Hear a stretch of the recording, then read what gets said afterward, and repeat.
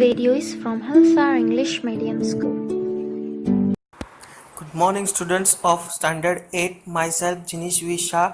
Today we are going to continue with the third session of the chapter in essays whose name is Arrival of Europeans in India, the expansion of British rule between 1757 CE and 1857 CE. By this time, the East India Company was in race to earn more and more money as per the orders passed in Bengal. जैसे कि बंगाल में order pass हुआ था कि आप लोग सब लोग ट्रेड कर सकते हो, तो उसमें बंगाल में तो ईस्ट इंडिया कंपनी एकदम रेस में थी वहाँ पे ट्रेड करने के लिए और बहुत सा ज़्यादा से ज़्यादा बहुत सा पैसा कमाने के लिए. Only the company availed the benefit of tax free trading, क्योंकि वहाँ पे ट्रेडिंग करने का कोई भी टैक्स लगता नहीं था. However many officers who were engaged in private trade did not पे द टैक्सेस. उन्होंने भी टैक्सेस भरा नहीं था जो लोग प्राइवेट ट्रेडिंग में थे. As a result the income generated from the tax collection, जो इनकम थी वो बंगाल की क्या हो गई, रिड्यूस हो गई थी, which in turn was opposed by Nawab of Bengal Murshid Quli Khan.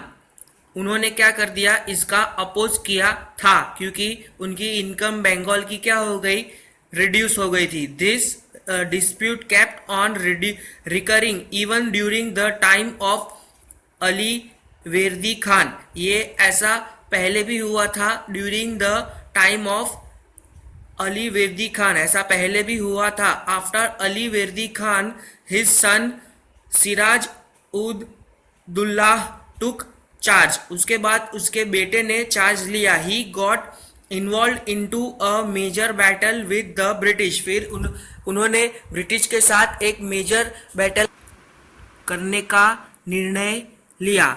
Battle of Plessis.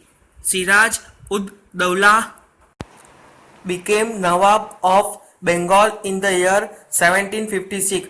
वो 1756 में बंगाल के क्या बन गए, नवाब बन गए. He had an overwhelming influence over the British.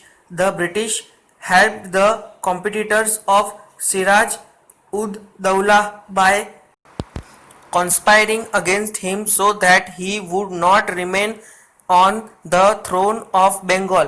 फिर क्या हुआ कि ब्रिटिश ने क्या किया, जो लोग भी सिराज उद दौला के खिलाफ थे उनको जाकर सपोर्ट किया और फिर उन्होंने उनके साथ ज्वाइन कर लिया ताकि ये नवाब बंगाल के एंड तक न रहे.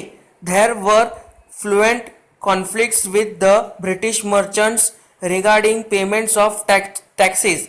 वहाँ पे बहुत सारी प्रॉब्लमें चल रही थी regarding taxes. When the British merchant fail to pay taxes, और फिर जब ब्रिटिश मर्चेंट फेल हो गए टैक्सेस भरने के लिए, which were applicable to both Indian and foreign merchants, जो एकदम इंडियन मर्चेंट्स के लिए भी और फॉरेन मर्चेंट्स के लिए कंप्लीटली एप्लीकेबल थे, बराबर थे. The situation came to a boil. फिर बहुत ही गरम सिचुएशन हो गई.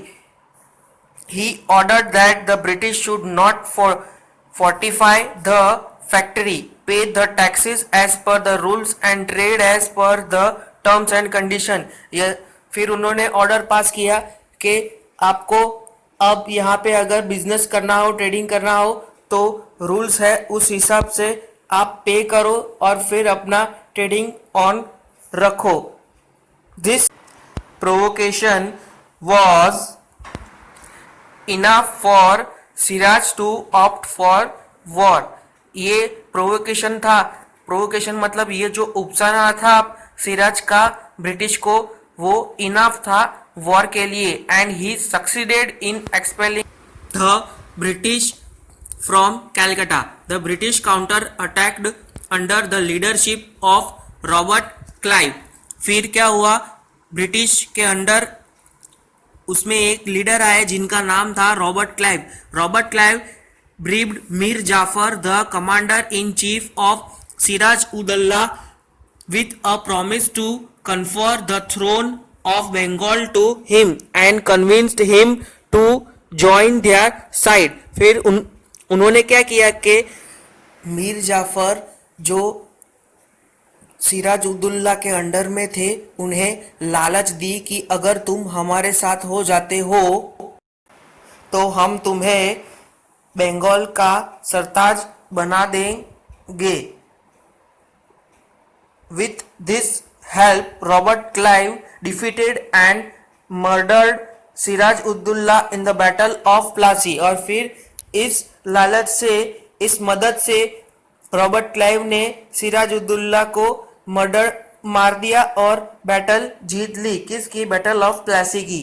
This was the first war fought by the company in India which marked the beginning of the British rule in India। और ये जो बैटल ऑफ प्लासी थी वो फर्स्ट बैटल थी जिससे ब्रिटिश रूल का इंडिया में एंट्री होना शुरू हो गया था। Thus this war is considered to be a turning point in history of India। और ये जो बैटल है वो टर्निंग पॉइंट ऑफ हिस्ट्री है इंडिया में। This video is from Hillstar English Medium School.